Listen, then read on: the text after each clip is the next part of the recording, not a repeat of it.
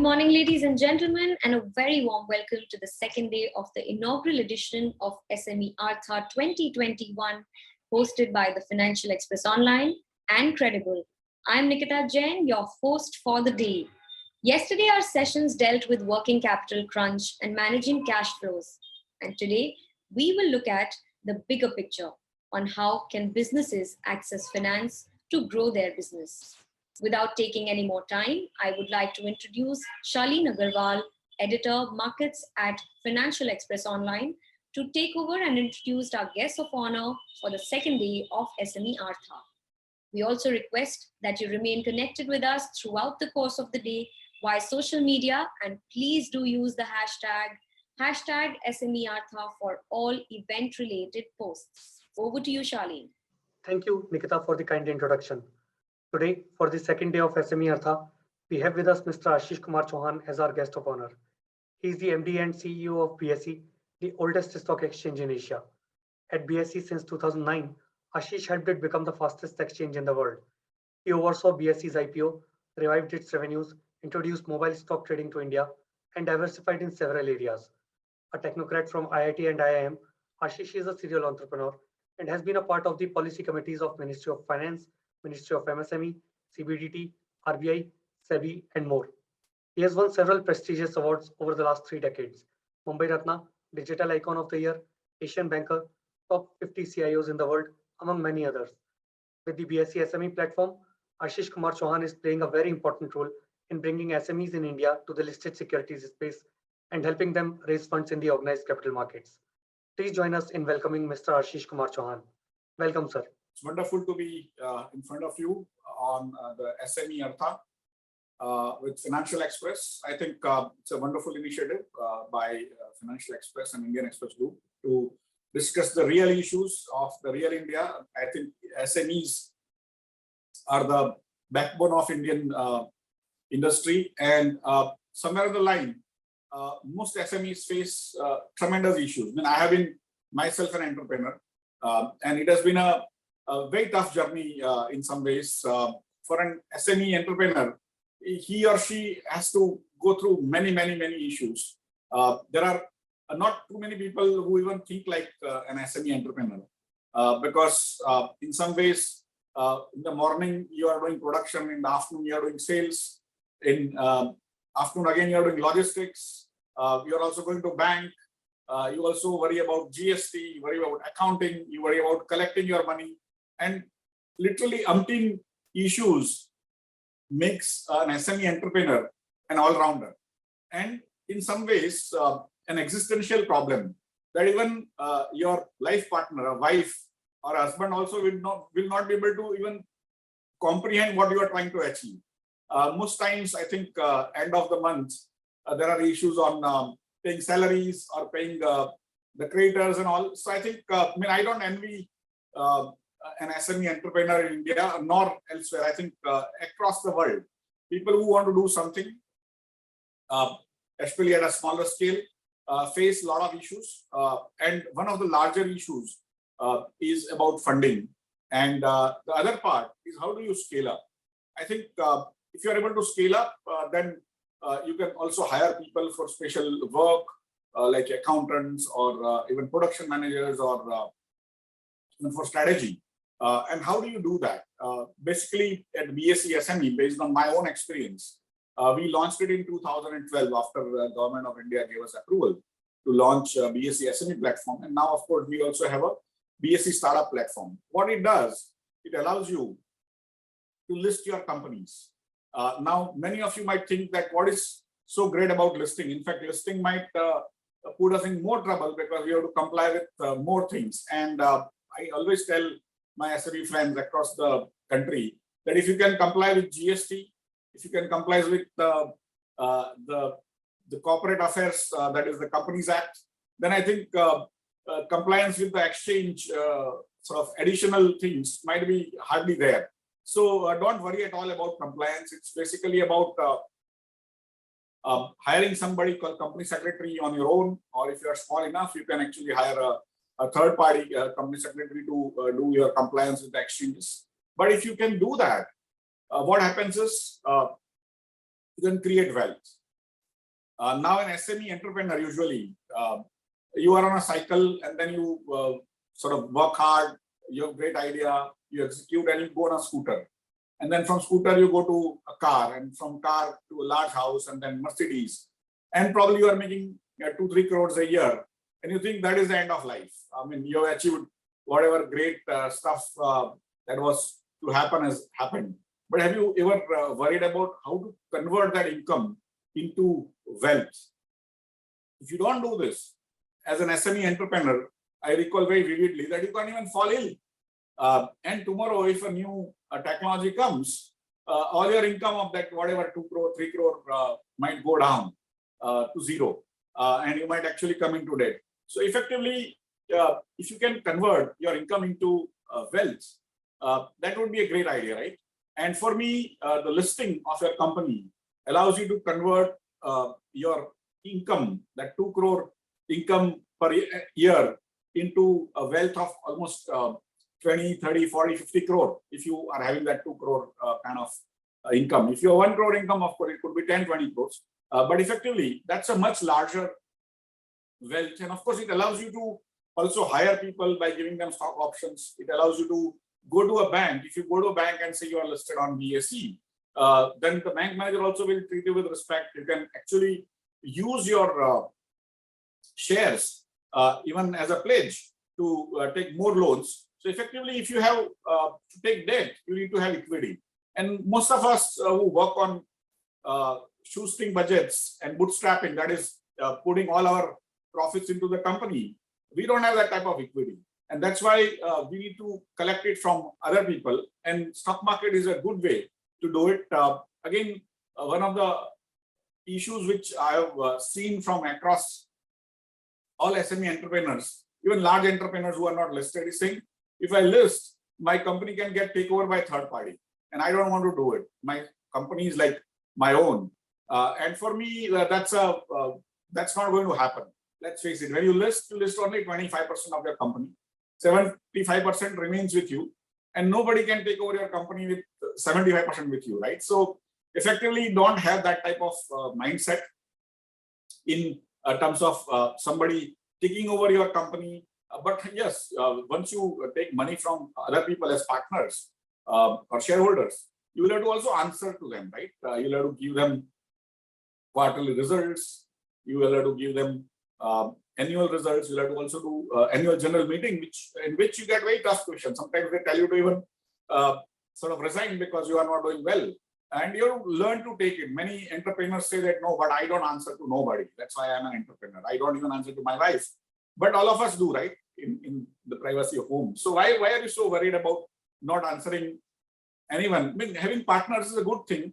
They give you the money. They give you the hard-earned money. Even a person who is putting in 1,000 rupees or 1 lakh rupees in your business, that 1 lakh rupees is important to him or her, right? And that's why they have questions, and they are partners, right? So taking more people along is a great way. And creating that wealth, I mean, if you say I earn 2 crore a year or 1 crore a year, you are not that great. But if you say you have a wealth of 20 crore listed on BSE, then it just makes it that much more sort of your stature goes up. And similarly, if you listed, you also get to do planning, succession planning well, because sometimes we have a business, we don't know how to basically divide it amongst children. Here, the other children can keep on holding shares, and one of the child, if you want, can continue to work for the company. And that's how the succession planning can happen. Branding becomes free because every day the television, newspaper, media, social media, everyone talks about you, right? Whenever your results come, otherwise, that is also very important that you get a free branding. And I think SMEs deserve branding. Many of us want to work under radar, but that is not the way modern world works, right? So we need to take as much publicity, especially free, as possible. And it's a positive publicity, right? So we need to worry about getting that free publicity also. Branding happens, that you are a listed company means you must be big, right?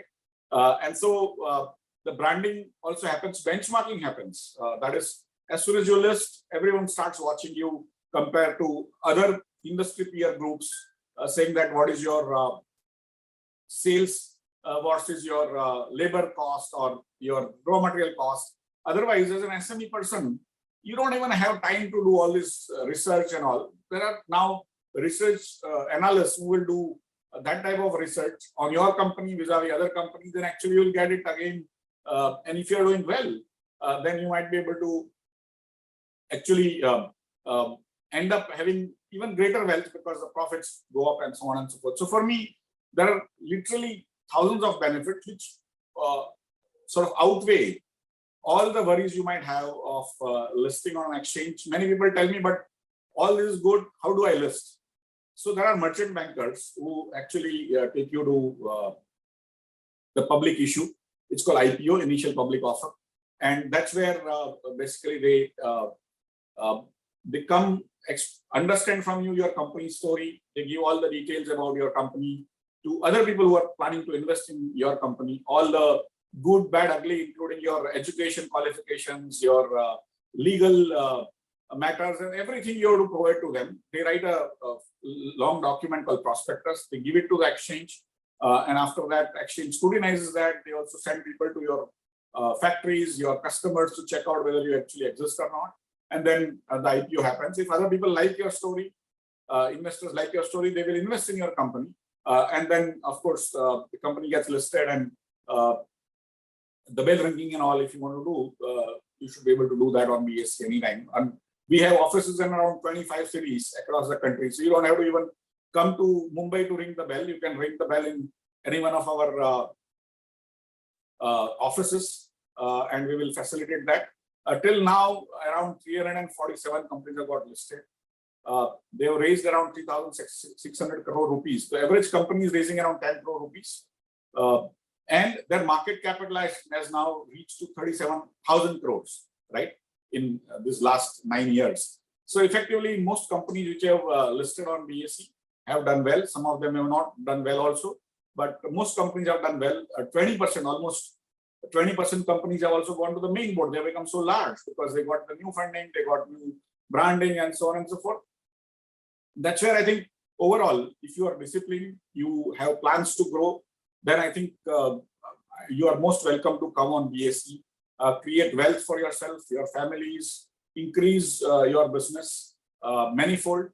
And I think somewhere on the line, today is the best time to be an entrepreneur, because today entrepreneurs are celebrities. And you will be a celebrity, you will create jobs for India, and that will be your contribution to India's growth. But more importantly, to your family also, that will give them something which is liquid, that is your ability to also cash out will be very high if you want to sell it off or use it as a currency to take over other companies. You can actually give shares instead of money and become even larger. And so there are many, many benefits. I would urge you to take this very seriously. And anytime you need any information on this, go to our website, www.bsesme.com, or write to me at ashish.chauhan@bseindia.com, and we will be there to support you anytime. So with that, I thank Financial Express and everyone associated with this event for doing yeoman's job. Thank you. Thank you, Mr. Chauhan, for this insightful session and busting so many myths around SME listings. I'm sure many SME promoters today will go back home thinking about how to take their company to capital market. And now it is time for the webinar of the day. It will be moderated by Financial Express Online's editor for SMEs, Sonal Khetarpal, who will take on the event from here. Over to you, Sonal. Thank you, Nikita, for introducing me to everyone. I would like to welcome you all again for attending the second day of SME Artha. Yesterday, we had a webinar around working capital and how new age fintech players are trying to bridge the credit gap using cash flow lending models. Today, our panel is on reimagining growth capital for SMEs. Several studies have shown how a stark 80% of the 6.3 crore MSMEs do not have access to institutional vendors such as banks, and hence they ultimately rely on money vendors who charge a very high rate of interest. To understand why banks' share of lending to micro and small businesses remains at a minuscule 10% of total cross-bank credit, we have a set of distinguished panelists with us today. They are in alphabetical order: Mr. Ashok Sehgal, MD, Frontier Technologies and Co-Chairman, CII, National MSME Council; Mr. Pankaj Kadgil, Head of Self-Employed Segment SME and Merchant Ecosystem, ICICI Bank; Mr. Rajan Raje, Chair, MSME Forum, Bombay Chamber of Commerce and Industry, and Group CEO, Nichen Solutions; and Mr. Ravi Varanasi, Group President of NSC. We may start with Mr. Raje to outline how the ecosystem for MSMEs for accessing growth capital has changed, what are the positives and what are the challenges that remain. Mr. Raje, over to you, sir. Thank you, Sonal, for giving this opportunity to share the positives and negatives which currently the MSME is facing. So typically, if you look, the government definitely knows that the backbone of the economy or a major component of the economy is MSME, because they employ a lot of people. There are a number of MSME units which are helping the large organizations to be in the business, to be effective in the business. But unfortunately, the COVID, or before that, I always believe that the first demonetization and then followed by that GST has created a definite challenge for MSME. The earlier MSME was preferred by most of the larger organizations as a feeder line, because the government gave a preferential excise benefit to the MSME.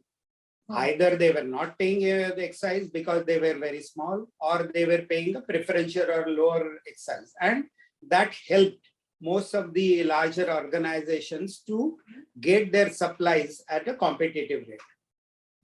The other thing is, unfortunately, majority of the micro and small industry was not into organized business. They dealt in cash, and they paid their workers in cash. They bought the material, raw material in cash, and that saved them.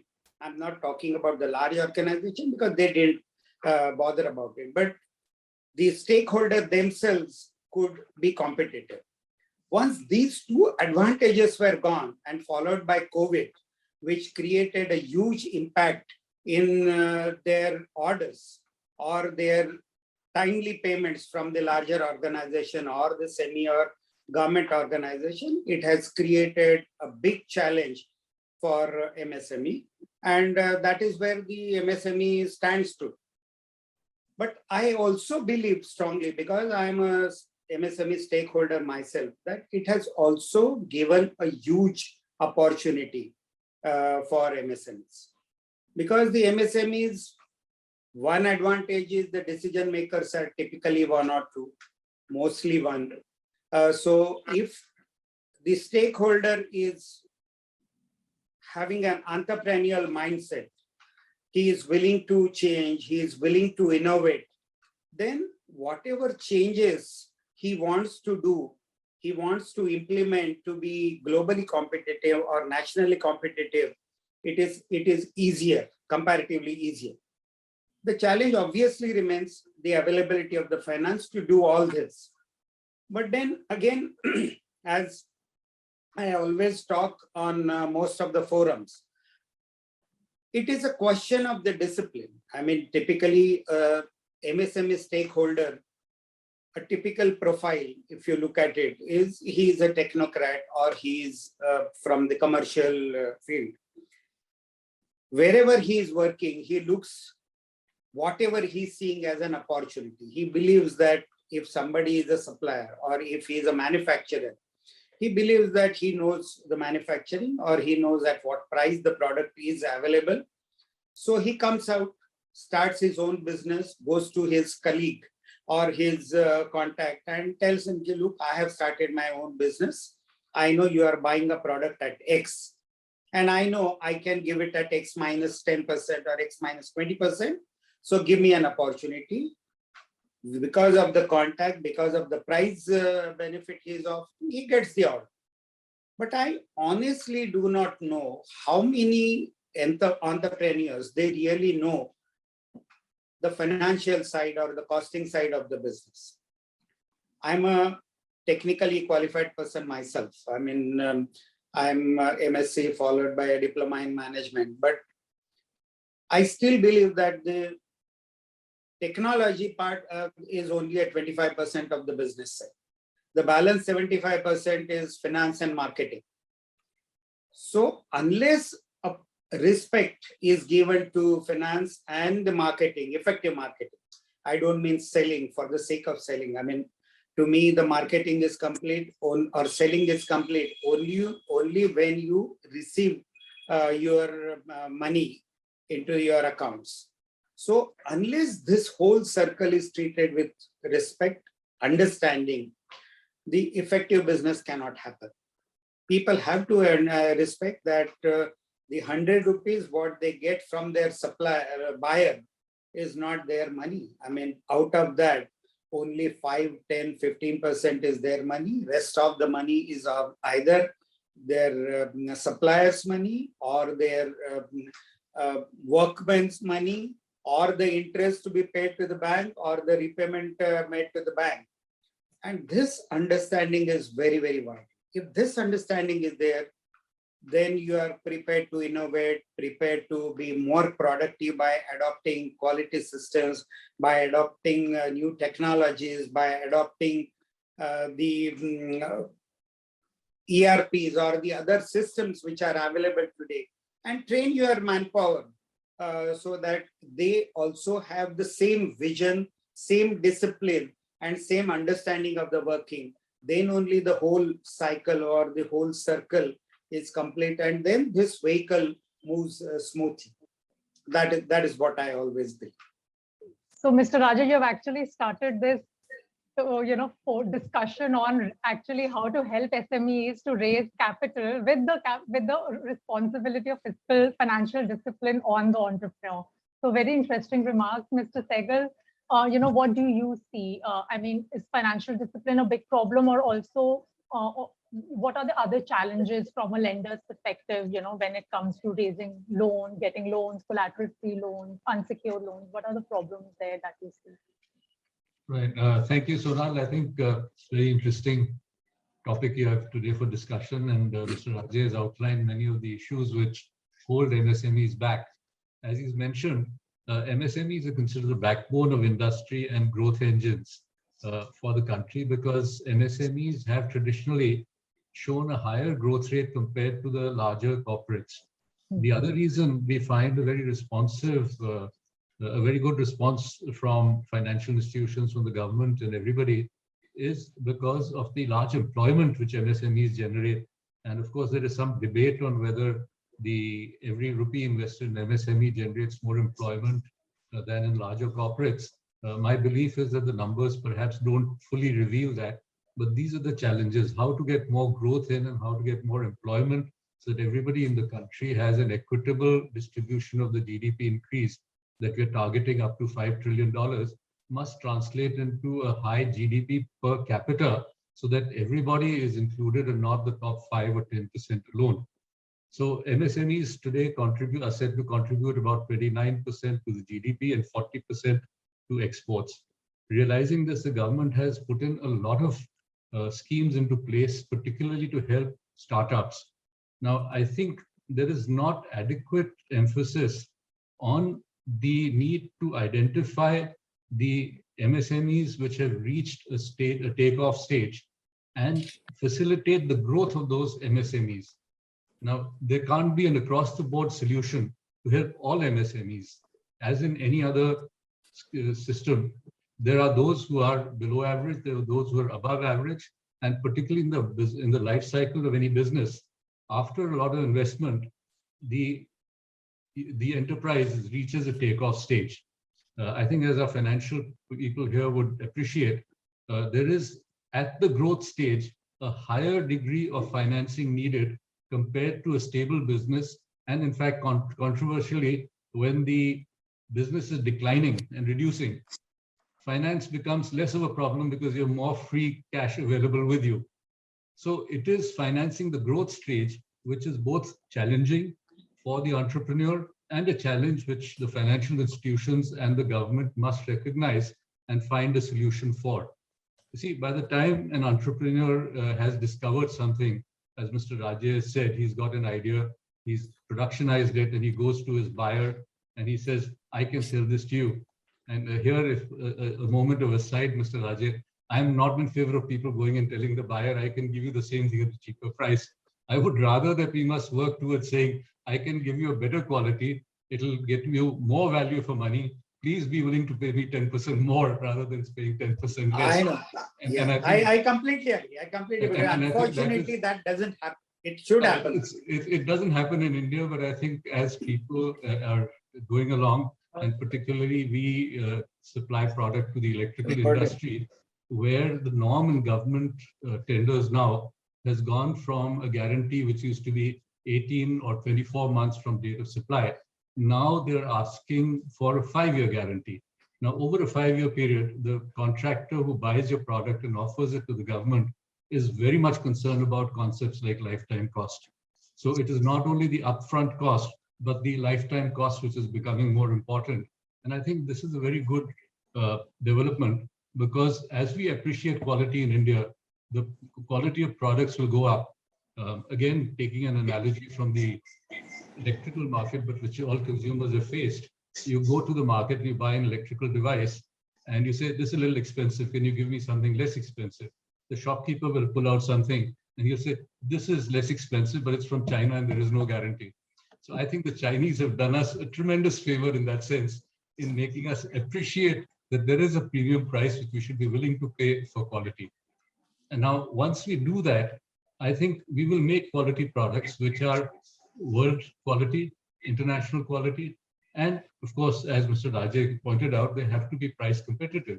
So now, if we go with the scheme which Atmanirbhar Bharat, etc., talking about, that you have products which are of global quality and internationally competitive in price, it is a stepping stone for export markets, which is where a lot of growth has come in the developing countries for the industry in that country. Now, here is where we really need to ask our financial experts in the panel. You see, the thing is that by the time a person has developed and brought a product to market, he has probably exhausted most of his resources as an entrepreneur. Whatever he had, he has offered his collateral already. Whatever savings he had and whatever he could borrow from friends and relatives has also been invested. And now suddenly he's in position to grow his business, but he doesn't know where to get the finances. I have a specific incident, a specific anecdote to share, where somebody I know in Chennai set up a new system of preventing pilferage of oil, and he managed to get about 10 crores of orders a year from the oil companies in and around Chennai. They were so happy after a year or so, they wanted him to go all India, for which he needed about 100 crores. But he had nothing to offer to be able to borrow that 100 crores.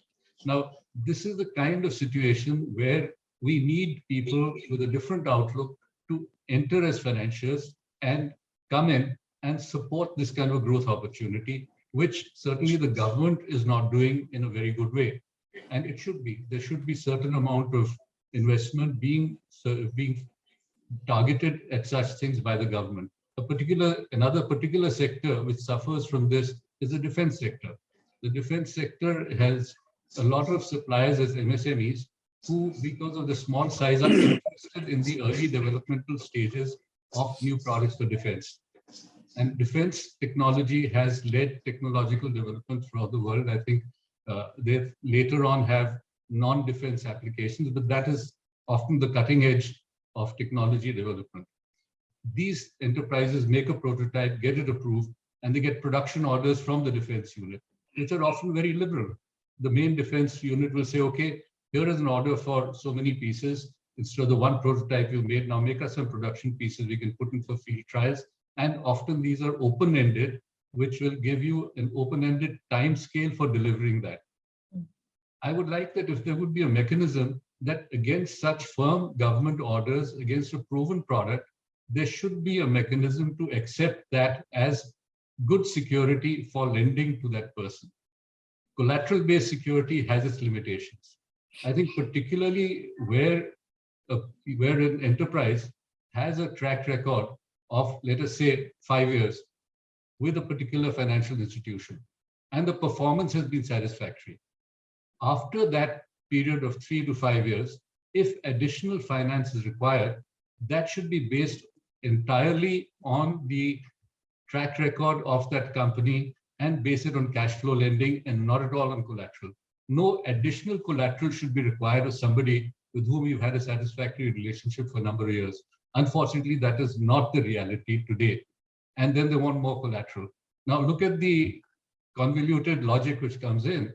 If I have to offer fixed assets, immobile assets as collateral, and I have 100 rupees, I must first go out and buy property for 100 rupees, put it up as collateral, and then get 75 rupees as a loan from the bank.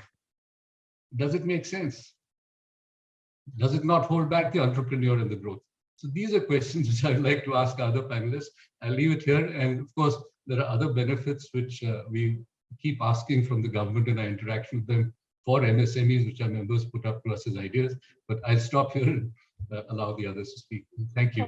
So thank you, Mr. Sehgal. So two broad, very important points on how to finance MSMEs that are at the growth stage and also going beyond collateral-led lending. Mr. Gadgil, would you be able to share with us, how the banking sector or ICICI Bank is, working on these lines to support SMEs? What has changed? Because you also work extensively for, SMEs, and you also even offer them beyond, all these lending products, but there's a lot of hand-holding, knowledge sharing that happens. So over to you, sir. Yeah, thanks, Sonal. Thank you, Mr. Ajay and Mr. Sehgal. I think two very interesting points, you brought in, and I was noting, some of them down. And I think the focus of financial discipline, which was pointed out by Mr. Ajay, really echoes, with what we see today on the lending side when we are, lending and also monitoring the accounts on a day-on-day basis. So that really resonated with me, on the point that he mentioned on financial discipline. And then Mr. Sehgal, clearly pointed out the importance of quality and value addition, which the MSMEs have to bring in, which provide them an edge in today's environment. And then how the financial institutions can support MSMEs in specifically their life cycles. So I think from the bank's perspective and specifically ICICI Bank, in that context, I think we've been catering to the requirements of this sector with innovative technologies and solutions and products which are at the cutting edge of technology. And our core belief is that transaction convenience, turnaround time, and quality of platforms is what today MSMEs look at. In addition to adequacy of capital, and which is tuned to their life cycles. I think that is very, very critical. I think that is been our focus when we have been devising solutions. And I think the entire way in which we have approached this, the entire business banking, the way we approach this, that we've approached it in the form of a stack. We call it a stack approach. And stack quickly denotes, where S stands for starting a relationship instantly. So we have a digitally enabled mobile application for starting a relationship. Then when it comes to transactions, both on the B2C space and also on the B2B space, I think innovative solutions. For example, we've got a solution which is called EasyPay, which is a multimodal collection platform. The inherent issue of reconciliation, and when you speak to MSMEs, and we have panelists also here, I think 20-25% of the time gets spent by the finance teams in reconciliation.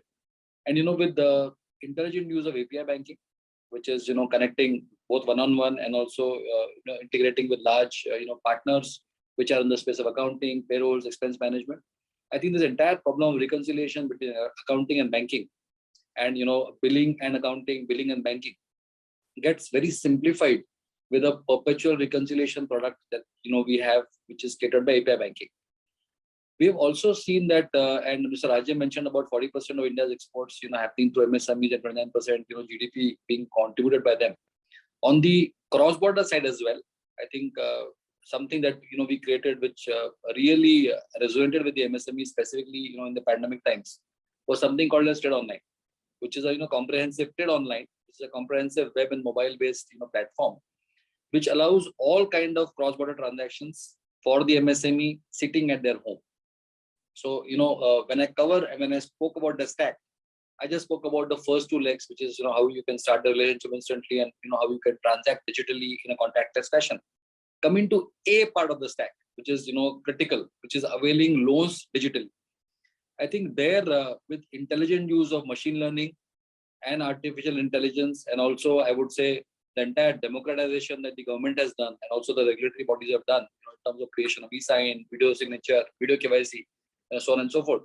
I think we have, come out with a suite of lending products which move away from the treasury of, doing and giving physical documentation for the, for the MSME, and using, some of these tools that I mentioned in creating digital lending solutions, be it the instant overdraft that, we've been able to create, or for the B2C segment for merchants, basis their transactions, we've been able to, provide, transaction-based overdrafts, for our customers.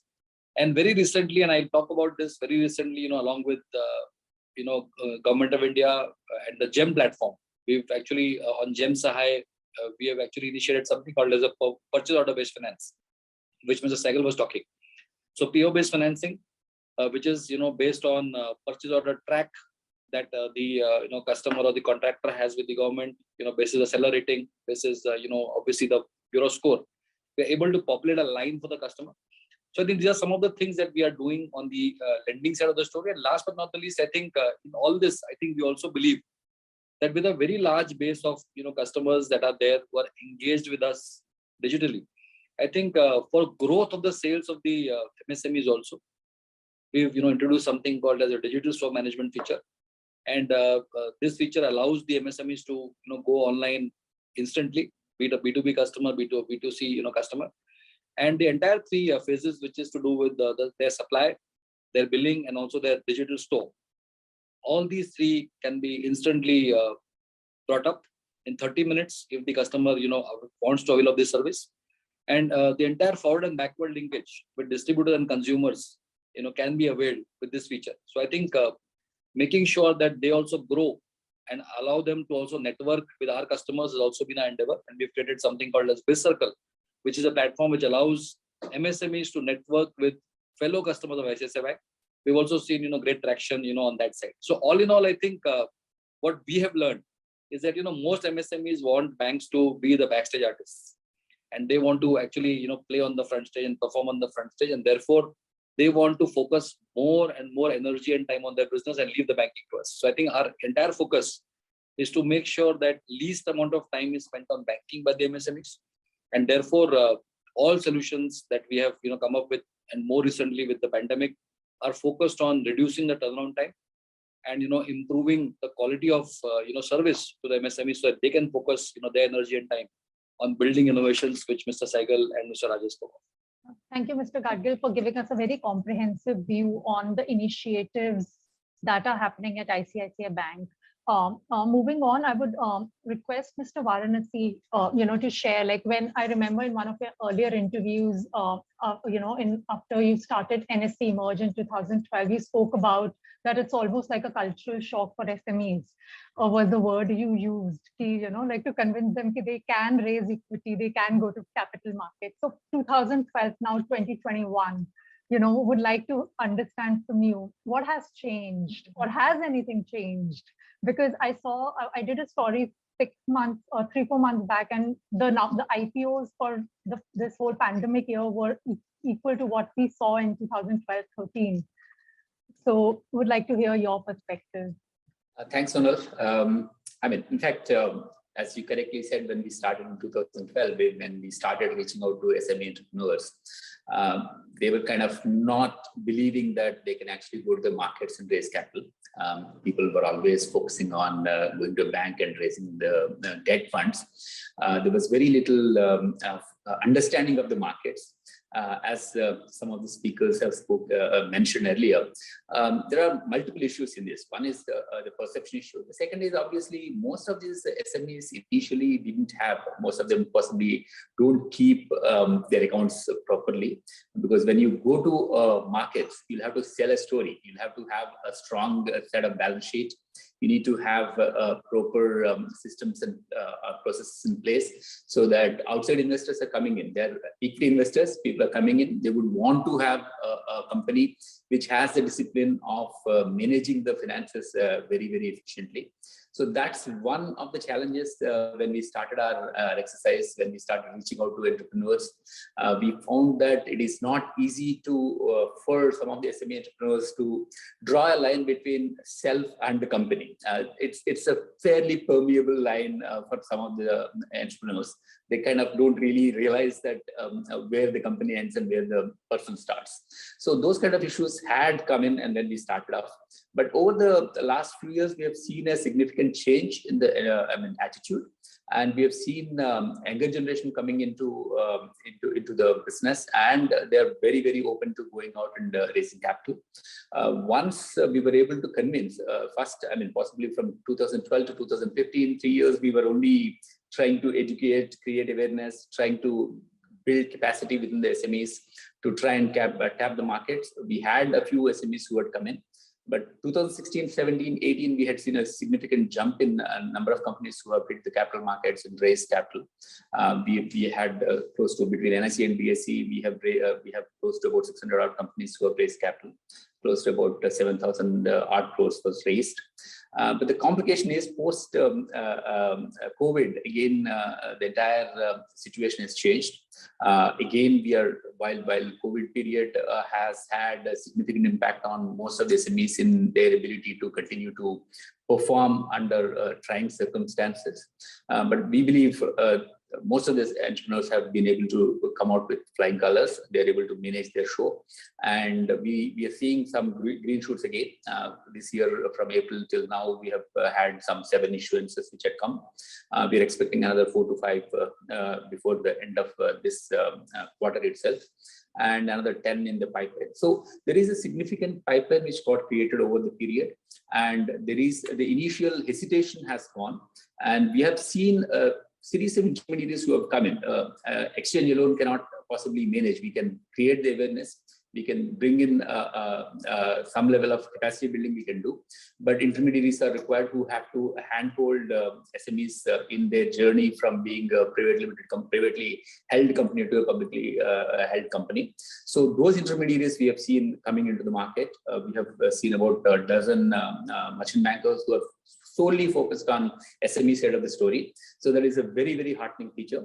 That is one area. And then the other area is where we have actually went ahead and met state governments, try and convince state governments to help some of these SME entrepreneurs who are hitting the market by defraying some of the issue expenses and possibly even participate in the equity. While participating in the equity, we haven't really been able to get too much of success. We had one fund set up by the government of Maharashtra very early on, around 2013-14, a 500 crores fund was set up and investments were made, but that's the only thing. We couldn't really convince any other state government to do that. But we were able to convince quite a few state governments. Now, Rajasthan, Madhya Pradesh, Maharashtra, Karnataka, even we are just talking to Jammu and Kashmir. So some of these governments have now willing to defray cost of public issue to the extent of 10% or 5% of the issue expenses, subject to a ceiling of 5 lakhs at 10 lakhs. So they've come out with policies which are helping entrepreneurs to hit the market and possibly defray some of the issue expenses. That is one good sign which we are seeing. And our effort to take this forward will continue. We're also, as you're aware, we have a receivables exchange which has been set up onshore, which is the kind of trade receivables financing platform where multi financiers will be available. And once the bill is accepted by the purchaser, the large corporate, that can be kind of discounted on the platform at market determined prices, and SME would be able to get a decent enough financing without too much of difficulty. This platform is doing exceedingly well. It again took some time over the periods. Last 1.5 years, we have seen a good traction. Government of India has made it mandatory for all PSUs to be on the platform and ensure that all their SME suppliers' bills are discounted through the platform. A similar platform is being envisaged in GIFT City for taking care of the international financing requirements of SMEs. We are here to stay with SMEs. We are willing to work with SME entrepreneurs through the journey of becoming a publicly held company, which entails a significant amount of additional obligations. But I'm sure entrepreneurs are really messing up to the challenge and coming to the market and are able to create an alternative framework for themselves for raising capital. So great, thanks a lot, Mr. Varanasi, for these very interesting, comprehensive view on setting up of these trades exchange like RXIL, so on and so forth, and this new platform at GIFT City. Before we move forward, I would actually, like to go back to Mr. Rajay, because Mr. Rajay, I would like to ask you, because you have some very interesting, your own learning journey towards financial discipline. And this has come in everyone's remarks, on what it means for an SME entrepreneur. So I would like to hear from you to set the context, because, and how that one financial discipline changed even the fortune of the company. So, would like to hear that from you. Sonal, I mean, the passion with which I talk about the financial discipline actually started maybe 3 years back. I'm in business since 95. I was first dealing with Dena Bank, then Bank of Maharashtra, and then subsequently we switched to IDBI. So earlier, when we were dealing with Dena Bank or we were dealing with Bank of Maharashtra, it was more relationship-based financing, because we used to go, they used to respect us as individuals, respect us as professionals. And then whenever we went to them, they just looked at us more than the balance sheet. Of course, they saw the balance sheet. It is not that they did not. But then looking at the balance sheet, whatever we could get as support, financial support from the bank, probably we always got slightly more because of our clean image, that we were not taking away the money from the company accounts for personal use. But financially, we did not have a major discipline working. So when we went to IDBI, I mean, we went there with a lot of confidence that, look, the company was doing reasonably okay. We were growing at 35% every year on year. We had put in about 1 crore worth of capital. I had pledged my flat as a collateral. So when we went to them, we said, look, the company is doing better, so we want more finances. So they said, okay, fine. So we submitted 3 years balance sheets. And after about a week or 10 days, they called us for a personal meeting. Their chief lending officer, the branch manager, me and my partner. So they made us sit in front of the computer. And then they analyzed our balance sheet for the required ratios. And they proved us in next 10 or 15 minutes that our capital was wiped out, because though we had invested, we had withdrawn by way of salary, which is obviously every MSME has a need to do. He has to run his house first. So we had wiped out all our working capital. Our ratios were absolutely skewed. And as a result of that, he said, not only IDBI, but no bank will give you money for what you are asking for. But one good thing is, because they looked at us as good individuals, honest individuals, probably honest professionals, they helped us in correcting those ratios. They made us borrow money from the open market, infuse as a capital.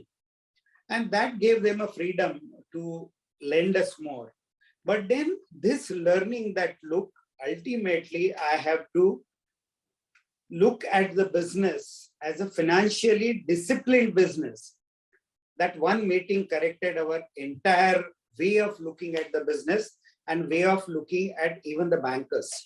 Because as Mr. Gargir said, or as Mr. Varanasi says, that, look, bankers are in the business of growing their money. And that money is not only bankers, that money is their depositors' money or their borrowed money. And that money they cannot fritter away by just following the directions or the guidelines laid down by the government. The government will only give the guidelines that, okay, be sympathetic towards farmers, be sympathetic towards MSMEs. But ultimately, that money, what they are going to lend, it is their moral obligation or moral duty, or for that matter, part of their duty to ensure that the money is going in the right hands, being utilized properly, and that money is going to not only come back, but it is also going to multiply in whatever ratio is expected. If that happens, I think the entire scenario of our industry, especially MSME segment or the farm segment, will change. And somebody has to show this courage. Politicians probably will not show the courage to talk. But the bankers, though not directly, but indirectly, especially as and when I go to the bank, like IDBI taught me, IDBI helped me to correct my way of doing business. Every bank can do. They can probably ensure that any borrower who comes will have to go to a 10 or 15-day training period, which is mandatory. Without you do that, and without we understand that, yes, you have understood the discipline right, we will not part with our share of money. Probably, I mean, maybe I may sound very blunt, but then I strongly believe that unless we as entrepreneurs, we are disciplined, we show the right intent to utilize the money, whether for development, whether for structural modification, whether for product development or marketing or whatever. I mean, there are 5 or 6 major segments of any business. So if we show that discipline to utilize the money properly, I think the bankers also will feel confident and they'll come forward and probably lend with more freedom. The same is my view about the collateral-free loans. No, the bank should not give collateral-free loans, because ultimately the moment there is no collateral, the entrepreneur like me, I mean, I'm taking myself into this basket as well. We will always be casual. Probably we will be casual, and that casualness in the business has no place at all. No place. Okay, this was very interesting, and we have very different views on the table right now. Mr. Sehgal, I will ask you to comment on the whole collateral-free loans. But before we move to you, I would like to ask Mr. Gadkil, because you spoke a lot about, hand-holding SMEs. So, how do you then now look at credit worthiness? Because that is very important for SMEs, right? So what is your experience? I think Mr. Rajay was very pragmatic, and he actually spoke the banker's language only. So let me thank him for bringing the correct perspective here.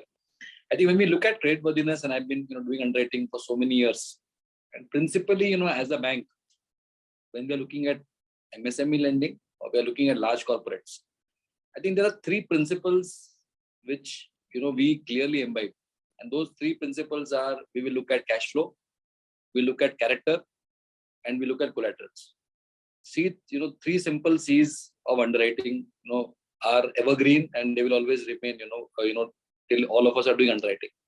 So all these 3, and I don't need to elaborate this, but cash flows are very, very essential, and we will make sure that we understand what is the velocity of cash flow, the volume of cash flow, predictability of cash flow, and that is very, very essential. I think that is the first and foremost critical thing that we look at. Character, of course, how has been the personal dealing of the person.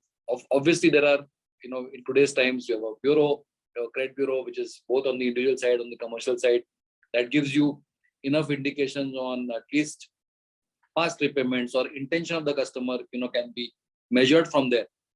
And, today character becomes extremely important. I have seen, personally that, a client, even though on the other 2 parameters is very strong, but on character there's a negative, you will tend to have, difficulties with the customer.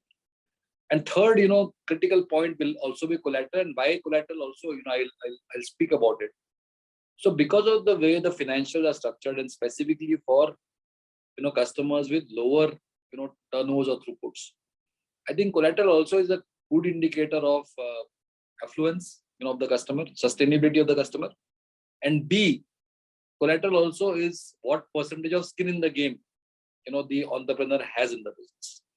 And as the times will move and as the life cycle of the customer will change from a startup to a growth to a maturity to a diversification phase, I can tell you with confidence that the importance of collateral keeps going down, is what I have seen. So if there is a performance which the client says, Mr. Sehgal also spoke about the performance of the MSME.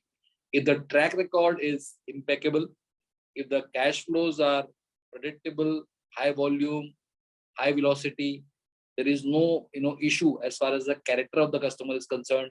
There is no concentration risk of the customer, because you may have customers where the entire sales are dependent upon only one large entity. So if there is granularity in the way the business is generated, I think the importance of collaterals keeps going down. And I have seen it personally that as the turnovers will keep growing of the customer, of course, most of the customers also, and most of the MSMEs obviously will put in all their monies in their business only. So we also expect that as they will grow, they will not invest in properties on the personal side of it. They will rather put the money back into the business. So we will look at that as well when we calculate the ratios.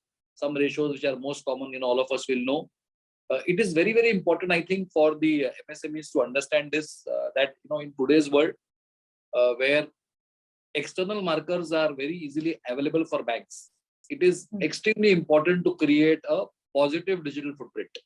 I think that is very, very important today, because today bureaus give you information about the intention of the customer to repay.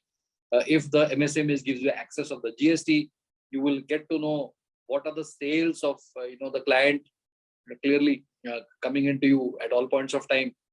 The KYC also has become more than just knowing your customer. You actually understand the customer, because there are so many markers from APIs. You can ping various sites.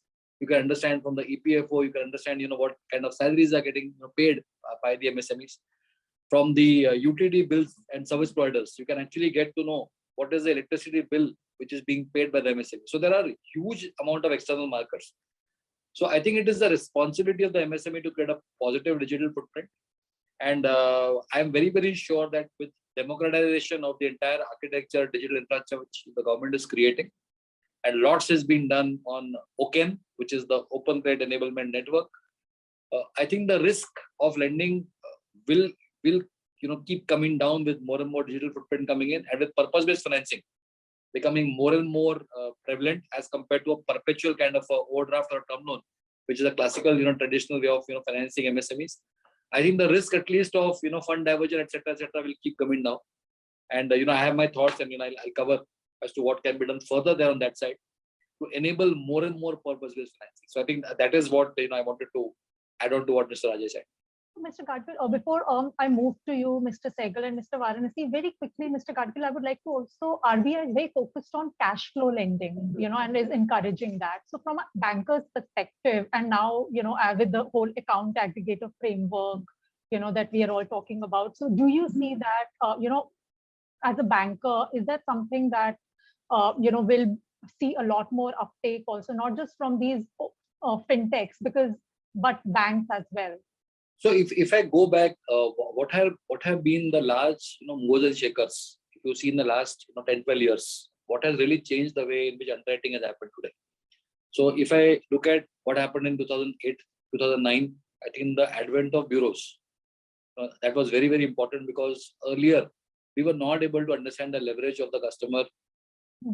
What is it outside? So I think that was a big game-changing moment. Let me say it in the world of banking. Then, of course, there was AQR, the entire AQR exercise which happened in banking. And then, of course, demonetization, which earlier somebody spoke of, that a large percentage of business used to happen in cash. But with demon and GST, lots of it became more and more formal. Let me say it, from the informal modes, things became formal.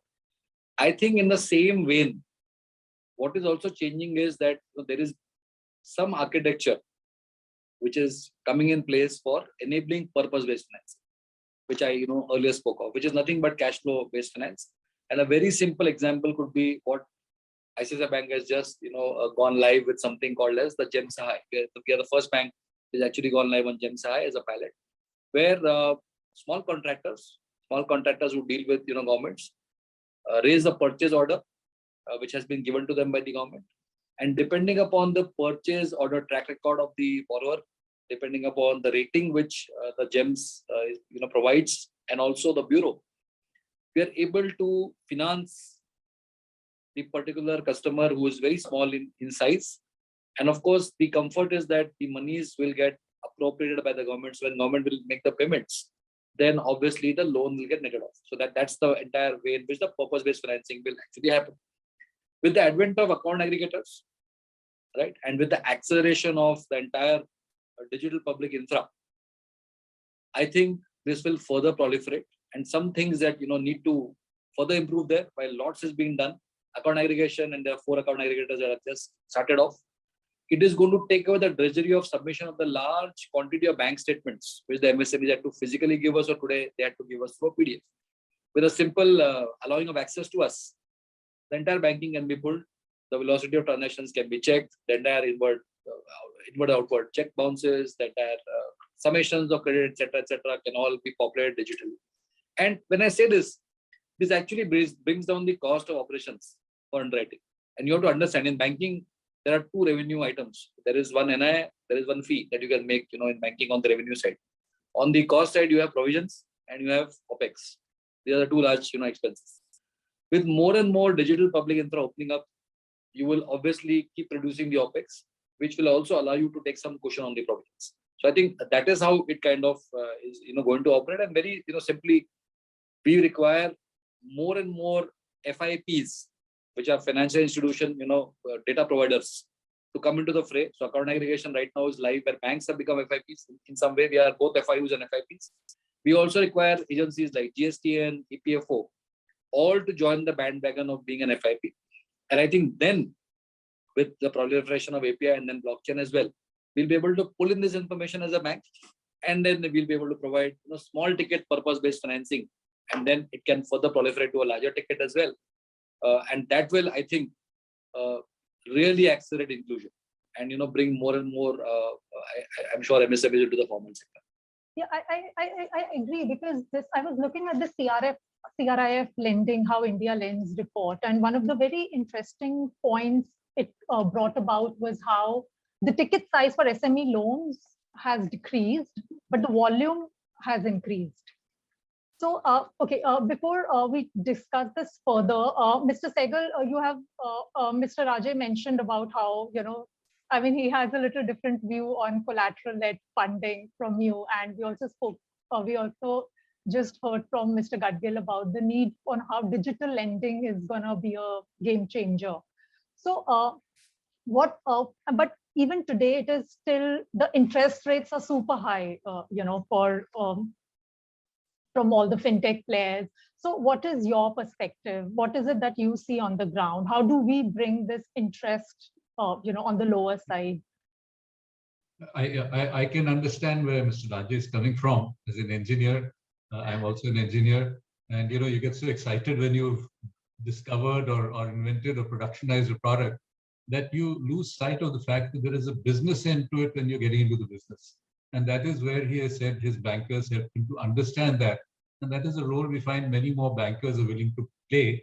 And we in CII, let me mention, are also trying to do that kind of communication to bridge the gap between the bankers and the borrower.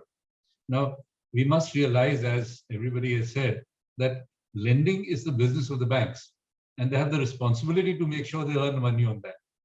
And the amount which they charge, the 2 aspects of it, one is to make the finance available, the other is the cost of the capital, which also you touched on, Sona. So as far as cost of the capital is concerned, I think the classical theory is that it is what is the risk premium you are acquiring to cover the risk of lending to that particular business.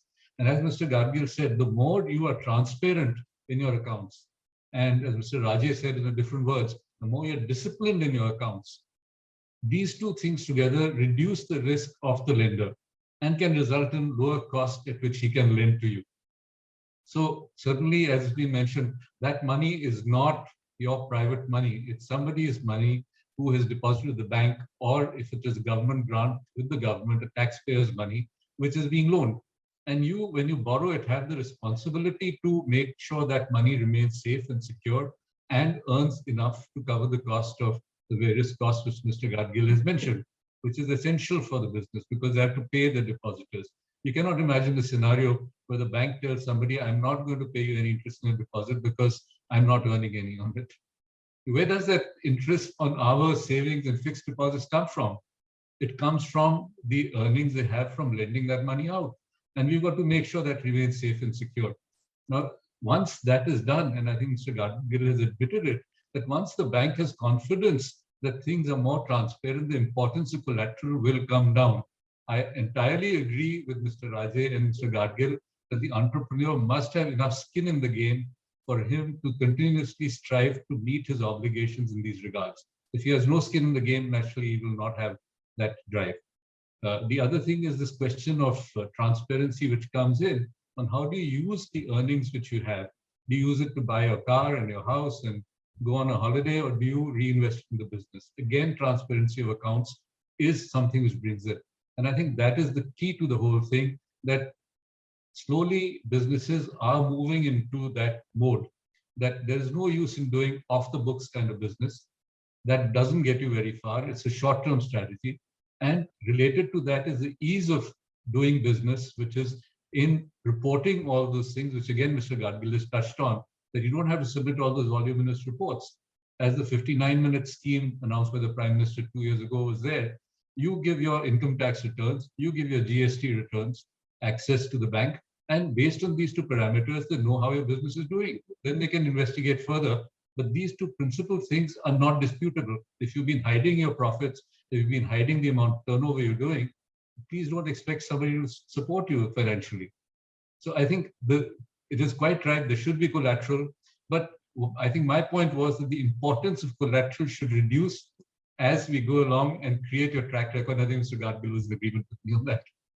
Thank you, Mr. Sehgal, for sharing your perspective. Mr. Varanasi, I would like to hear from you, because a lot of work is required to actually really reduce the regulatory burden for SMEs to, to raise capital from the market, to raise equity from the capital markets.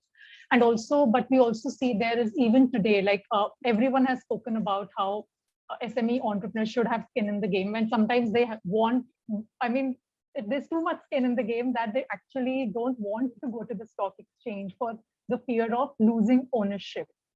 So, are these fears are very valid, but and even today, there is so much of resistance from SMEs, to get listed. So what are, and NSE has done a lot of work around these lines. So can you share, from a industry perspective, what would be your views on it? Yeah, no, in fact, when we talk to entrepreneurs, one of the fears is that they have built the business, it is their sweat and blood. So most of the entrepreneurs are so closely, they are possessive of the organization. They tend to believe that any other owner would be a disaster for the company. But what is expected is just about 25%, minimum of 25% dilution. With 25% dilution, they can come and get listed on the exchange platform. And that is not a big number to really lose control of the organization. There are entrepreneurs who come with 25%, subsequently they're further diluted. They're very, very happy with it. It brings the discipline, additional, the shareholder discipline which comes into the company. And obviously the compliances which are required to be followed at the time of issuance have been relatively kind of streamlined and kept at a level which is not very onerous for the SMEs to come to the market. But post issuance, the compliance requirements have been kept on par with the large companies.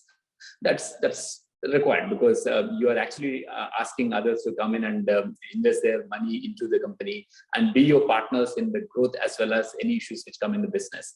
To that extent, post-issue compliances, the corporate governance requirements are on par with regular corporates, which is good for the company. The whole idea is, as Mr. Rajay and they mentioned, it is critical to have a very strong foundation for the company to be laid, and the transparency which is forced on the SME once they go to the public market to raise capital. Here, there's no collateral.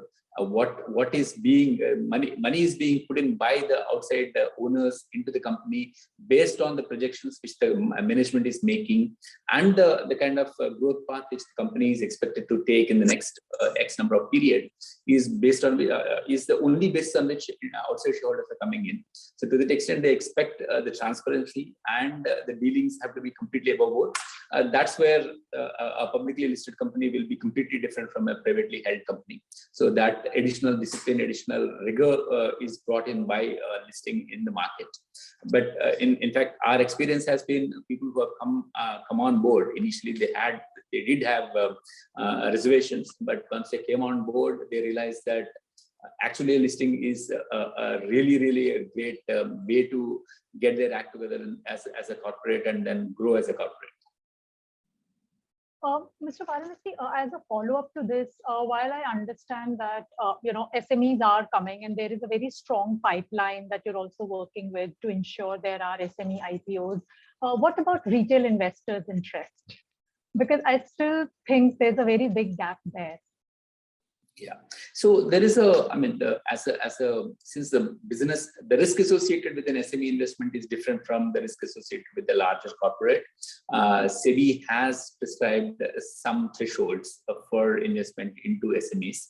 The idea is to keep very small retail investors out of SME issuances, but that's a prudent step by SEBI, and we really think that should be changed. But on the secondary market, we are seeing reasonable amount of liquidity getting built. At the time of issuance, obviously, there has to be a good threshold, post which a couple of years down the line, either the corporate, the SME grows and then they move to the main board and they become a main board company. 2 years is what we are expecting an SME to spend time on SME platform.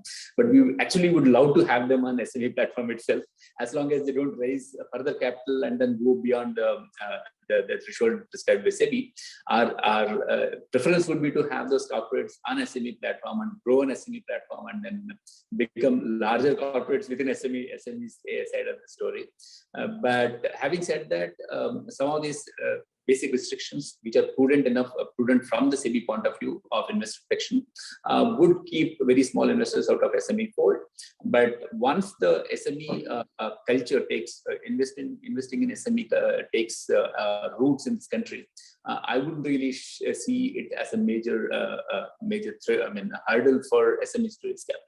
Before I move on, I will have one quick question for you also, Mr. Varanasi. So, because as per data, we see that a lot of SMEs around financial services, IT, are the ones that go for capital markets. We don't see so much of core manufacturing, real estate. I mean, these are still the sectors that are still not leveraging stock exchanges.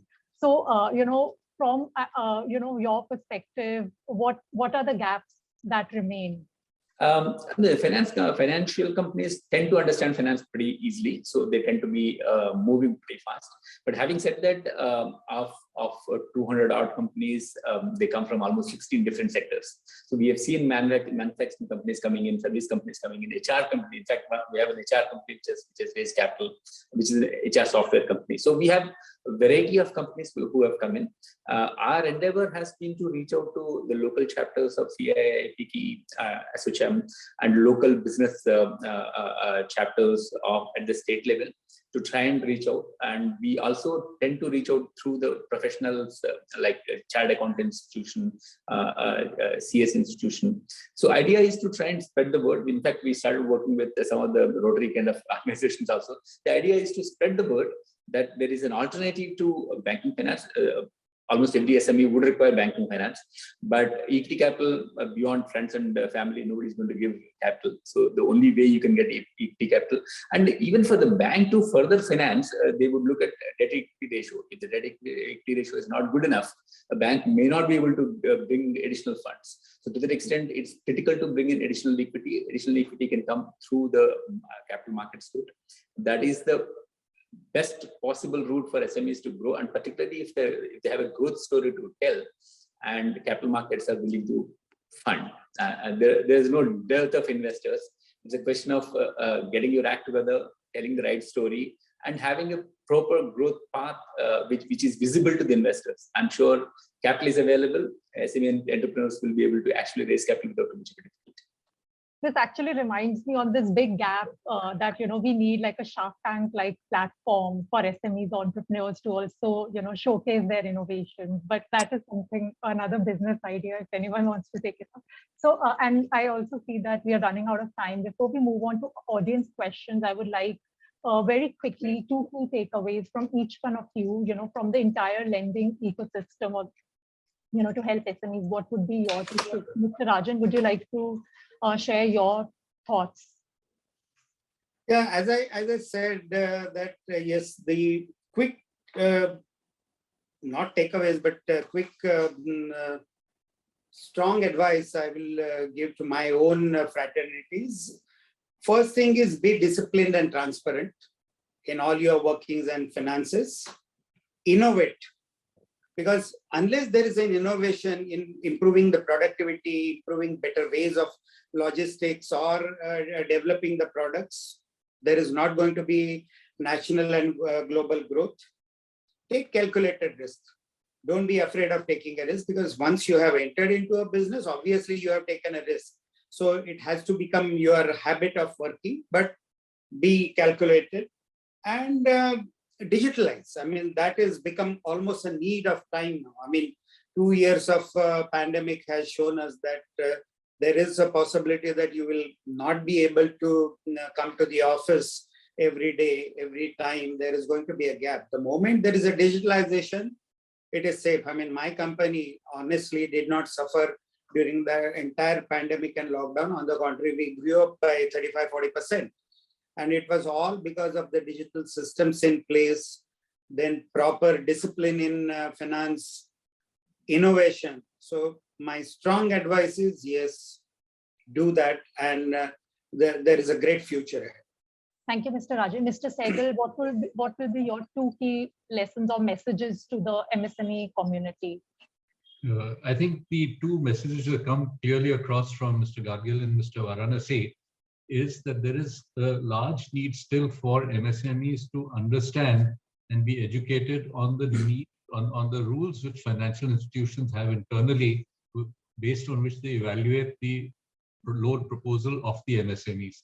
There is a large gap there, and certainly this is something the banks and financial institutions and also the industry chambers have a role to play to bridge that gap and do hand-holding on both sides.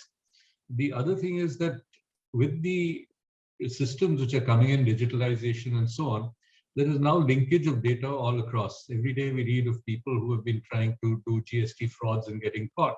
So I think we have in India long believed that we can get away without reporting things, and particularly in the financial field, and hiding them to pay taxes, to avoid paying taxes and so on. I think we have to move away from that. We have to realize that it is our responsibility to earn money, to declare that, to pay the reasonable taxes on that, and use that to grow the nation, and with that to create the track record and transparency with which we can grow. If we try and hide these facts, nobody is in a position to evaluate your needs and your worth and give you any money. So we must move to a more honest regime. And this is a quick aside on a 2.5, is that there has to be reliability of dealings on financial matters between sellers and buyers. And when you promise something, it must happen on the due date. There should not be disruptions due to delayed payments either by the buyer or by the person receiving it, because it really distorts a lot from the business plan that has been made, which is being followed. Thank you, Mr. Sehgal. Mr. Gadgil, what would be your how do you see the future of lending for SMEs, and where do we need to move ahead? I think I kind of captured it earlier. I think what is happening clearly is that I agree with Mr. Sehgal. Digital footprint that I spoke of, we have to be very, very conscious as a MSME that footprint is getting captured today.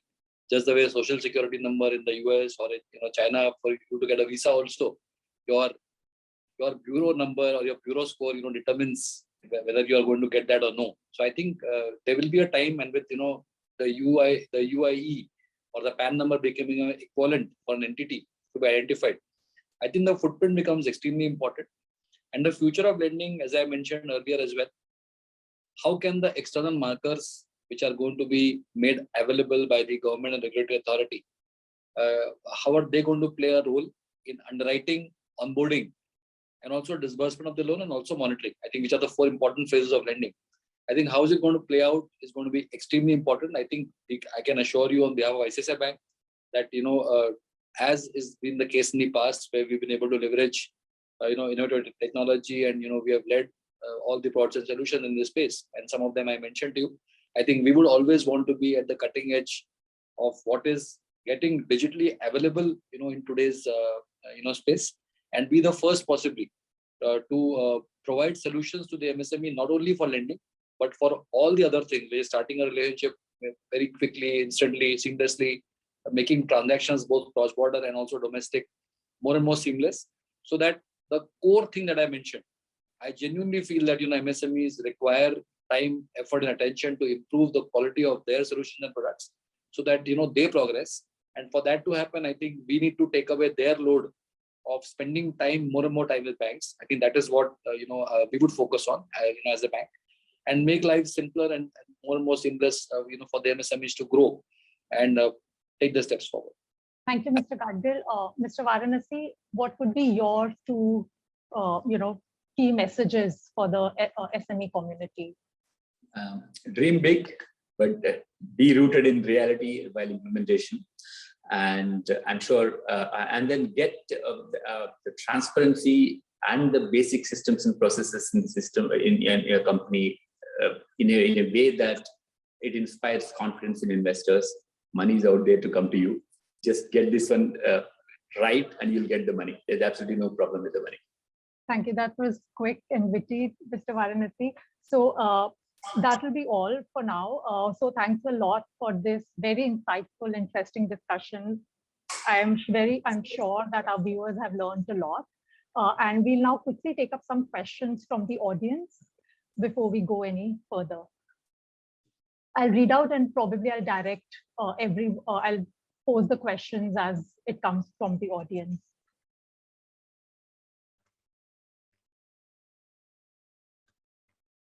So our first question is from Sakshi, where she's, okay, let's take the question from Sandeep. Sandeep is asking Mr. Rajan, ECLGS is a very prominent scheme for MSMEs. It has been extended 5 times along with additional amount and overall ceiling to 4.5 lakh crore. So do you think the rate of disbursement has not taken off and is slow as banks are still reluctant to offer credit? Moreover, there is also likely less interest among MSMEs for this scheme, and hence full amount has not been sanctioned so far. So Mr. Rajan, what is your take on it?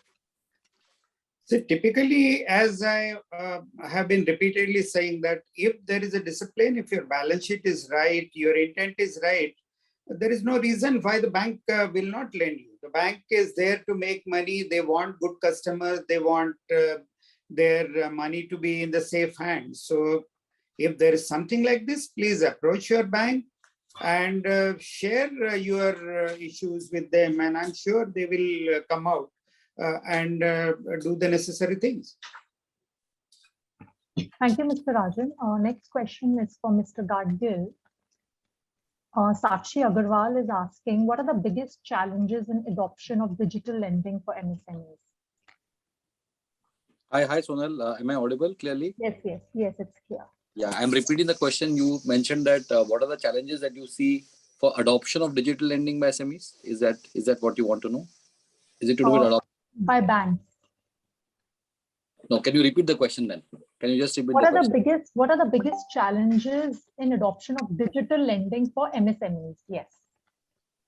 I think the biggest challenges that I see is that first, of course, is fear, because some of the people are not used to traditionally operating on digital mediums. But thanks to first Demon, and as well as what we have seen also in COVID, I think the Right. proliferation and the investments which the MSMEs have made on digitizing their businesses, in terms of adding to their sales efficiencies, in terms of making sure that we are able to reach out to customers in a digital format. I think that adoption is that we have seen very, very clearly in this wave. That I think should help people in moving on and adopting the digital solutions the banks are coming up with. To that point, I think ICICI Bank for sure, I think has created lots and lots of digital propositions where the customers can possibly give access. For example, there's a product that we've got which is called GST OD, where the customer can actually provide us the access, and once the access is given, the GST data can be pulled, and we can actually have a green financing, which will not involve any collection of papers. So basis the GST returns itself, or basis the bank statement, if one were to give access to us on banking, then we could pull the bank statements from the respective bank, and do the assessments, and do the underwriting, and that will enable sanction. And more importantly, I think on digital, once the loan is sanctioned, then we also using the entire Aadhaar e-sign architecture, and also the architecture which enables us to link up with the PAN. We are also able to digitally get the documents signed from the customer. So I think in that direction, we are seeing MSMEs adopting both, in terms of allowing us and providing us data digitally for underwriting. We are also seeing a very, very quick adoption by MSMEs in these times specifically, where the entire disbursements which used to happen physically are now happening digitally. Okay, great. Thanks for answering that, Mr. Gadgil. Our next question is for Mr. Varanasi. And Brushali is asking about how, if acceleration of formalization, would that be key towards funding readiness? And which of these would be the most critical for that? Is it credit worthiness, digitization, or formalization? Actually, the formalization is a critical point. Digitalization is a given now. I don't think anywhere, if you're not digital, you no longer will be able to survive. Things have changed pretty dramatically over the last couple of years. So formalization is the key component for raising capital. For that, obviously, whatever needs to be done in the SME enterprise itself has to be done. There are enough support systems which have been created by the exchange, by the industry bodies, by the professional institutions. So I think it's a question of getting your entire ecosystem formalized within the SME and reach out to the market. Okay. Thank you, Mr. Varanasi. I'll ask you another question, which is from Sandeep, where he's asking, SMEs face typical concerns prior to listing, like fear of loss of ownership, and we discussed that earlier. Another fear, he says, is also increased compliances. But you have also spoken about the benefits also of a higher visibility, credibility, lower interest rates. So do you think that the MSMEs understand the benefits of listing as much as you think they do, or what is the perspective here? Yeah, initially, obviously, most SME entrepreneurs never believed that as a small company, they will be able to tap the markets and raise capital. It took some time for us. We have worked for 3 to 4 years consistently with the ecosystem. But over a period, people have realized that it is not difficult, and the kind of benefits they would get, particularly in terms of, a listed entity, possibly when they go to a bank for loan also, they are possibly getting a better rate because the entire financials are in the public domain. There's a lot more transparency than otherwise. So there is a marked improvement in the step up in the way the ecosystem looks at that particular company. So those benefits, initially people find it difficult to accept, but once they realize and accept that, a lot of entrepreneurs are now seriously looking at capital markets as the place to go for equity capital. I hope at some stage it also turns to the bank, even debt capital. Okay. Thank you, Mr. Varghese. Next question is for Mr. Gadgil, where Mohit Agarwal is asking, how has ICICI Bank tackled the financial lacuna in the balance sheet of MSMEs due to COVID? And if any top-up or benefit has been given to address the hardship and crunch? It's a very good question, I think, Mohit, and I think this is a real live issue, today, when we are looking at the financials of, FY21. Yes. When we are looking, obviously some customers have already got the audited financials done. Some are also submitting provisionals.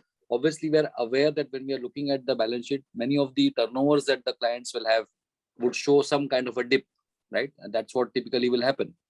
And as you will know, in most cases where working capital is being provided, working capital is being provided basis what has happened in the past and what is the projection for the future. I think that is how working capital is different from assessment of a typical home loan or a car loan, where whatever you earn today is Right.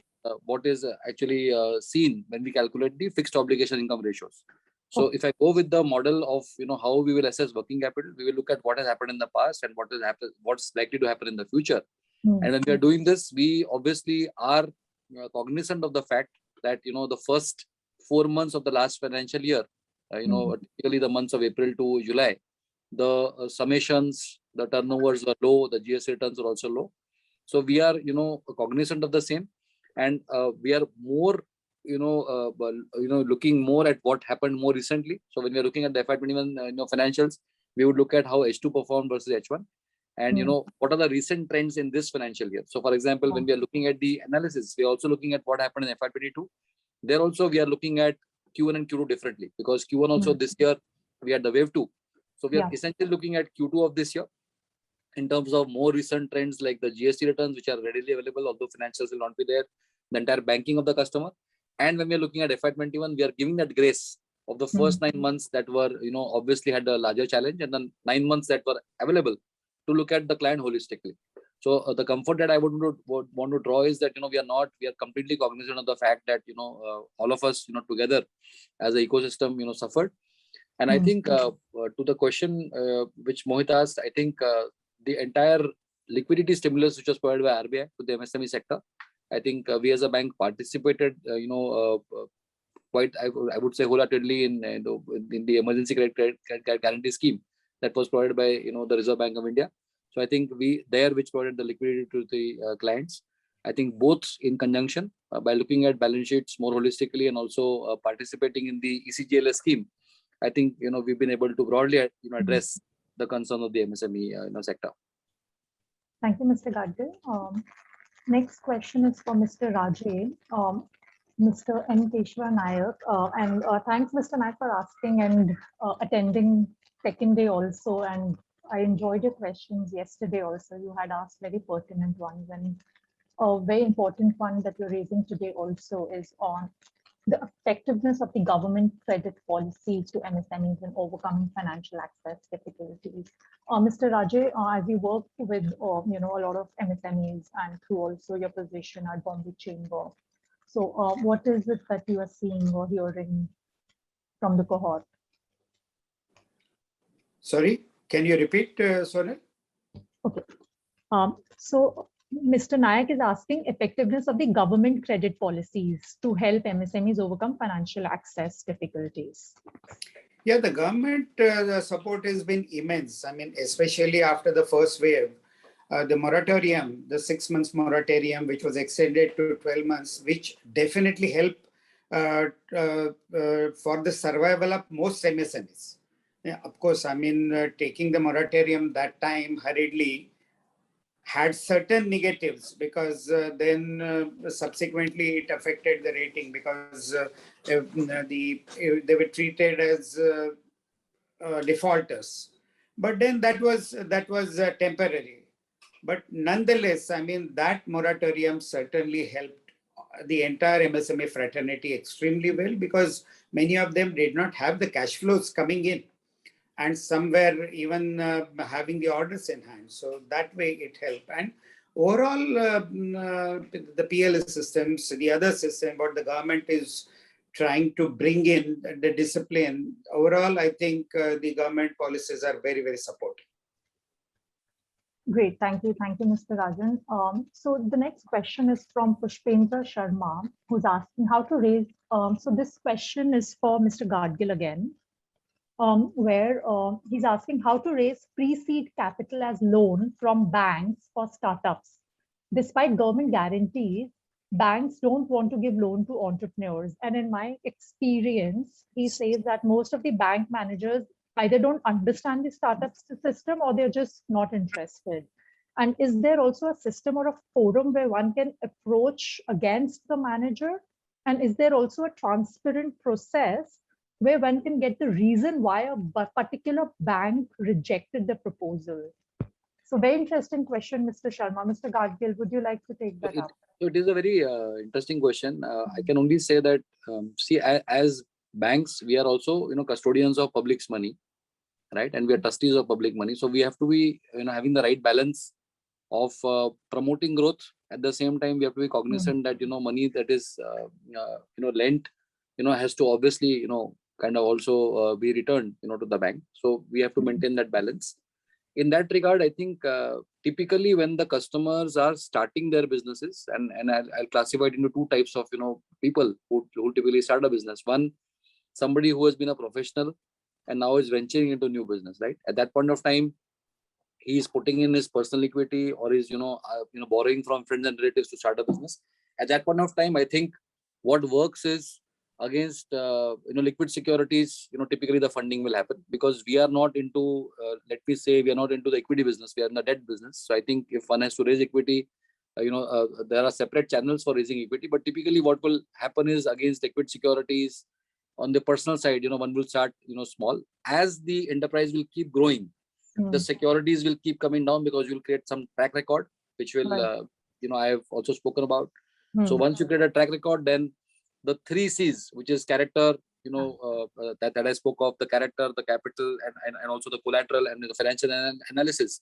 As the businesses will mature more and more, the requirement of collateral will keep coming down because we understand that, we will not be able to provide, that much of collateral. To the second point of redressal, I think, all of us, are mandated by RBI to make sure that, applications that, come into us, we will, require the right response to be given to customers. And our endeavor will be to make sure that, if the, local teams are not able to explain the reasons, obviously, we would encourage, the customers to write to all the nodal officers that we have in the bank. And I'm very sure that, we will be able to provide right answers. Whether the customer is completely satisfied with the answer, it's a view, because finally underwriting is all about both qualitative and quantitative assessment. So there are, some things which are really black and white, and there will be some things which are basis judgment. So I think we'll try our best to make sure that the customer understands as to why, there is a limitation. If that is a, case, if certain cases are not getting addressed by us or are not getting approved by us. Okay, thanks. Thank you, Mr. Gadgil. Next question is for Mr. Varanasi, where Mr. Suresh Pathak is asking, does NSE platform that you refer to, and he's referring to TReDS actually, can TReDS help finance invoices to government bodies, that is Jal Jeevan Mission or SBM, so on and so forth? The TReDS platform, all the PSUs are, have been mandated, required by the government to be on the TReDS platform. I'm not sure if it's a corporation, then we'll have to check with the, if it's a department of the government, I'm not sure how exactly it is being handled, but all the PSUs are both state government as well as central government PSUs are on the TReDS platform. And if you have any bills, if you have supplied to them, you'll be able to get financing against those documents on the TReDS platform. Thank you, Mr. Varanasi. Mr. Pathak, the next, or the other point you are raising about if most banks insist on 100% collaterals in spite of years of successful operation is more of a comment. So I don't think there's a question, and I believe Mr. Sehgal had raised it earlier in one of the discussion points here. Mr. Gadgil, again, the next question is for you. So does ICICI, so this question is from Dinesh Tiwari. Does ICICI suit help these B2C and B2G business profiles? And also his another question is, does the bank give subsidies loan on the green offerings in customer places? So I think I'll answer the first question. The second one is a very broad, kind of a question. Yeah, yeah. So I think the first question is to do with whether we have customized offerings for B2C customers and B2G customers, right? That's my understanding of the question. So for B2C, I think is a very, very important thing which has been raised. In a typical B2C situation, there is a merchant who's selling, to an individual like you and me. It could be a kirana store, which is selling to you and me. So there we have something called as merchant overdraft that we've been able to create, which is called merchant OD. So basis the transactions of the customer, which is the kirana store, right? Which is, daily, collecting monies either through digital or through, cash. So basis the transactions of the merchant and through our proprietary scorecard, we've been able to provide overdrafts to merchants, not necessarily with the complete 9 yards of financial analysis that we would do with the financial documentation. So there's a merchant-based OD for, B2C customers. It comes through to customers through our InstaBiz, platform, which is a large, mobile banking platform that we've created for small businesses. We're doing fairly well, on that, count. On B2G typically the requirements are bank guarantees. That's what, typically, customers will require. Right. And I think there, what customers require is a bank guarantee within 3 hours or within the minimum turnaround time, because they have to take care of the order which, the government is asking for a bank guarantee. And then I think we have taken several steps, including something called as, bank guarantee on the go, where, with certain, government enterprises on their website itself, there is, an entire workflow which we have created where the customer can actually ask for a bank guarantee, apply for it, and actually get the bank guarantee and also place it with the government. So I think that's called BG on the go. And we have something called as BGRS that we have created again with, government and semi-government enterprises, where we are helping these enterprises to track the bank guarantees. And that makes the entire process, digital. So BG on the go and BGRS are some things that we have launched for the B2G segments, and the other segment B2C have already, kind of covered. On green financing, Sonal, just to add, I think the way in which we are approaching green financing is I'm approaching it in a different direction. For me, green financing is, zero paperwork. That's what we are trying to, focus on. And the earlier point that I mentioned on using the entire Aadhaar eSign architecture, actually is helping us to reduce the paperwork to a minimal, and making sure that we are not, we are not adding to the carbon, footprint, of the country. So I think we are approaching green financing from the perspective of zero paperwork and making it absolutely seamless and, smooth and fast for the customers. Thanks, Sonal. Thank you. Thank you, Mr. Gadgil. So the next question is for Mr. Varanasi, Labhi Shetty. Okay, thanks, Labhi Shetty. You attended our last event also on MSME Day, I remember. So thanks, and thanks for asking the question again. So he's asking if in the threads, are users divided into buyers and sellers register? I'm not sure I understand the question correctly, Mr. Varanasi. If you're able to share your perspective with him. Basically, on the Threads platform, essentially, there are financiers who are available. If you have supplied to any of the registered corporates, whether government or otherwise, you will be able to put up your documents for financing from any of the financiers who are available. There are no buyers or sellers. You will put up your documents, and one of the financiers will whosoever quotes the best possible rate, it will be assigned to your set of financing requirements. Thanks, Mr. Varanasi. In fact, there's one last question also for you, which is from Rahul, who's asking how big is the Indian opportunity for supply chain platform other than the Threads platform? I'm not too sure what exactly the question is, but supply chain financing is happening in terms of there are multiple. Banks are doing supply chain financing. There are other NBFCs and all kinds of entities are doing supply chain. The bill discounting kind of a scenario. Threads is one multi-financial platform where possibly the small and medium enterprises will be able to get a better rate because market determined rate. It's way of organizing the bill discounting into a platform model. But this is a large business, and there are a number of players in this area. Can I add to this? Yes, Mr. Gadgil, I saw that you had a point. make So it. I think to add to Mr. Varanasi's point, I think what is going to change is that this entire perpetual based overdrafts is going to change to purpose based financing. Right. And purpose based financing is nothing but supply chain financing. Supply chain financing is one of the, I would say, use cases of purpose based Mhm. financing. And with opening up of the entire, I would say, API architecture, where more and more government entities will become FIPs, which is financial institutions which are going to provide information, to Right. banks. I think purpose-based financing will become a reality. It will become a reality where an MSME will be able to, put up, for example, a utility bill. Let's say electricity bill is what he needs to pay, and today the funds are not Right. available, and he should be able to put that bill where basis OCEN, which is the Open Credit Enablement Network, there'll be banks who will be able to lend to that utility bill, because later on the corrections will come and spill it off. So the purpose is known, that the money is actually going towards payment of the electricity bill, and when the money is actually getting received by the MSME, the outstanding will be spared off. So I think what we are seeing here is really in the marketplace, with more and more, I would say, framework and architecture getting created for FIPs and FIUs to come together on platforms that can, we will see this movement from the perpetual based overdrafts to more purpose based overdrafts, and these use cases of supply chain financing will come up. India essentially has about 1.5 lakh crores worth of supply chain financing market. That's the market that is right now there, and it is growing at a very fast pace. And like Mr. Varanasi said, banks and NBFCs are all participating in it, and with more and more information coming in to us real time, I think this market can further grow, because the risks will keep coming down, and that will give us the appetite to lend further on this front. I thought I'll just add to this. Yes, Thank thanks, Mr. Gadgil. This was very interesting, and I actually like this when the audience Q&A goes as long as the webinar almost. So that is the joy of doing a panel like that. So really interesting discussion. Thanks a lot.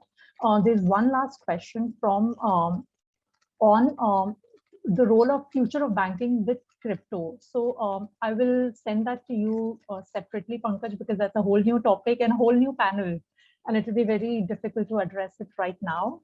So that's all for today. Thanks a lot. This is where SME Artha comes to an end. This was our flagship event, and it was a delightful journey, a learning journey for us. And I'm sure that there is a takeaway for all of you as well. It was a pleasure to meet all of you, and I hope to see you all in the future in some of our on-ground events as well. Thanks a lot. Thank you. Thanks, Sonal. Thank you. Thank you. Thank you. Thanks Bye-bye. a lot. Thanks a lot, Sonal and everybody. It was a pleasure. Thanks a lot, Mr. Varanasi, Mr. Gadgil, Mr. Rajiv. And all of you have been a wonderful audience. Thank you.